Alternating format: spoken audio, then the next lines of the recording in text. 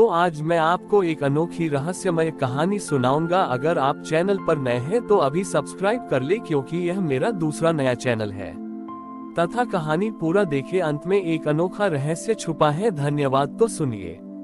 एक समय की बात है, एक घने जंगल में जहां ऋषि मुनि तपस्या करते थे, गणेश जी अपने मूषक के साथ भ्रमण कर रहे थे। जंगल बहुत शांत और सुंदर था, लेकिन गणेश जी ने देखा कि यहाँ के जानवर बहुत दुखी और परेशान हैं। उन्होंने एक हिरण से पूछा, तुम इतने उदास क्यों हो मित्र? हिरण ने कहा, हे गणपति, हमारे जंगल में एक सूखा नाला है, जिसके कारण हमें पीने का पानी नहीं मिलता। पेड़ पौधे भी सूख रहे हैं। गणेश जी आगे बढ़े और उन्होंने देखा कि एक भालू का बच्चा बहुत रो रहा था। गणेश जी ने उससे पूछा, तुम क्यों रो रहे हो प्यारे? भालू के बच्चे ने कहा, मेरे माता पिता दूर चले गए हैं पानी की तलाश में। मुझे डर है कि वे वापस नहीं आएंगे। ये सुनकर गणेश जी को बहुत दुख हुआ। उन्होंने तुरंत समस्या का समाधान करने का फैसला किया। उन्होंने अपनी सूंड से एक जादुई मिट्टी का गोला बनाया और उसे उस सूखे नाले के मुहाने पर रख दिया। फिर उन्होंने अपनी शक्ति से उस मिट्टी के गोले को एक गणेश मूर्ति का रूप दिया। जब मूर्ति तैयार हो गई तो उन्होंने उस पर अपनी कृपा बरसाई। जैसे ही उनकी कृपा उस पर पड़ी, उस मूर्ति से एक छोटी सी जलधारा फूट पड़ी। वह जलधारा धीरे धीरे एक नदी में बदल गई और नाला फिर से पानी से भर गया।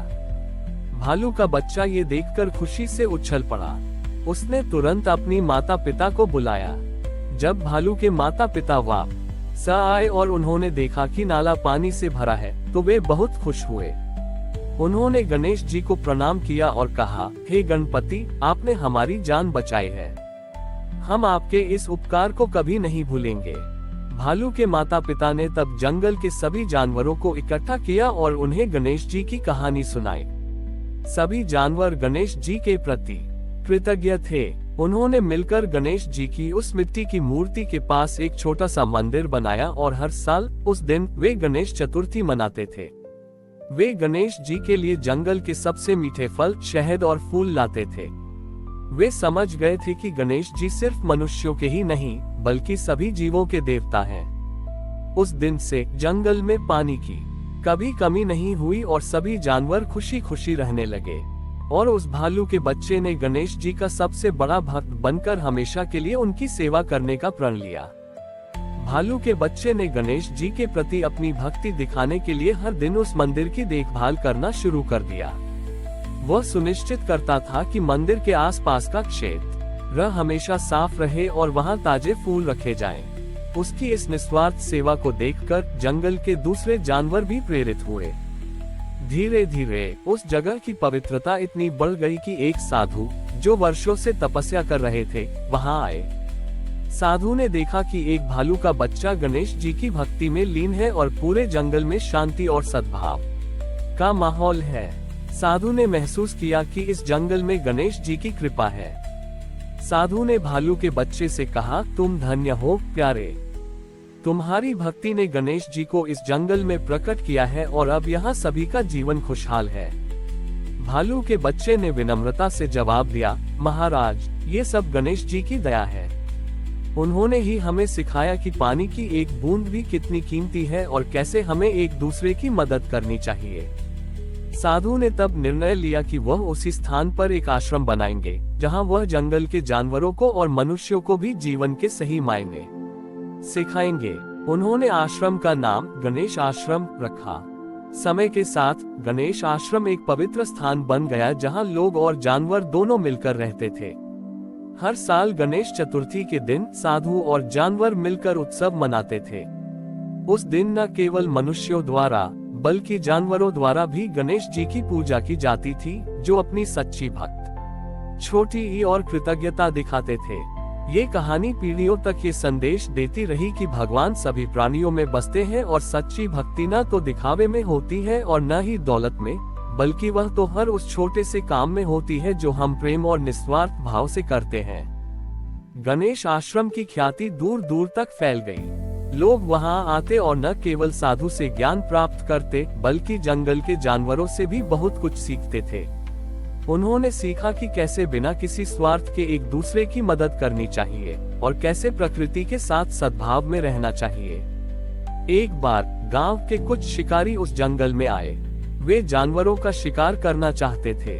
जब वे आश्रम के पास पहुंचे तो उन्होंने देखा कि एक छोटा हिरण, एक शेर और एक भालू एक ही कुएं से पानी पी रहे हैं। ये देखकर शिकारी हैरान रह गए।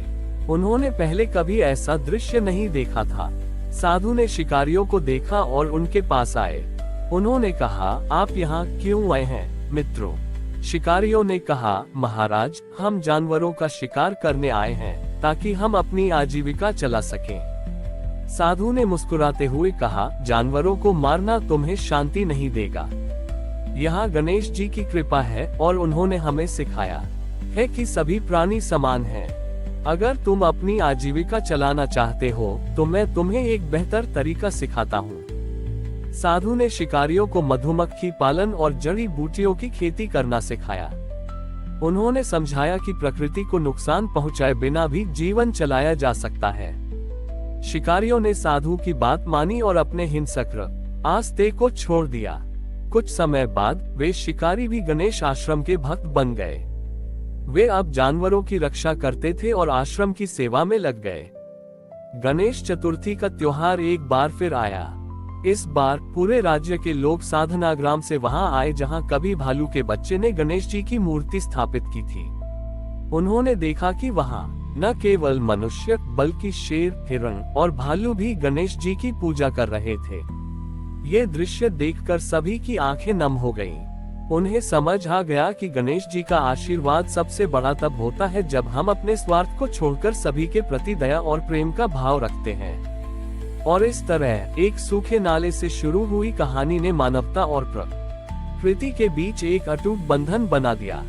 हमारी और भी आध्यात्मिक एवं अनोखी कहानियां देखने के लिए हमारे चैनल पर जाएं तथा धार्मिक एवं पौराणिक अनोखी कहानियां हमारे चैनल पर है। कृपया जाके देखें तथा हमारे चैनल को सब्सक्राइब करके रखें और वीडियो लाइक जरूर करें। धन्यवाद।